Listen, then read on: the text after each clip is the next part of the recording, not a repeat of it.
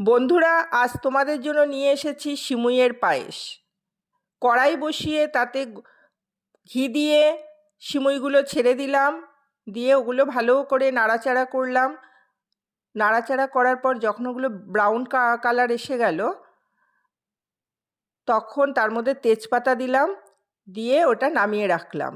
দিয়ে অন্য পাত্রে দুধ বসিয়ে দুধটা যখন ফুটে উঠল, তখন তাতে সিমুইগুলো ছেড়ে দিলাম।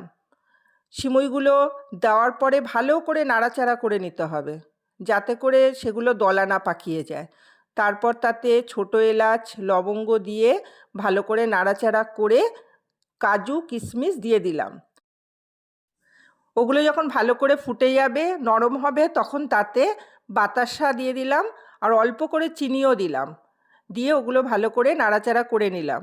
নিয়ে ওই দুধের মধ্যে 4-5 চামচ আমল দুধের গুঁড়ো মিশিয়ে দিলাম, যাতে টেস্টটা আরেকটু ভীষণ ভালোভাবে আসে। তারপর ওইটা নাড়াচাড়া করলাম, করে একটু চিনির ক্যারামেল করে রেখেছিলাম, সেটা একটু মিশিয়ে দিলাম যাতে কালারটা সুন্দর আসে। এইভাবে হয়ে গেল সিমুইয়ের পায়েস। দুর্দান্ত হয়েছিল। তার মধ্যে সাজিয়ে দিয়েছি কাজু কিশমিশ। আপনারাও ট্রাই করবেন। টাটা।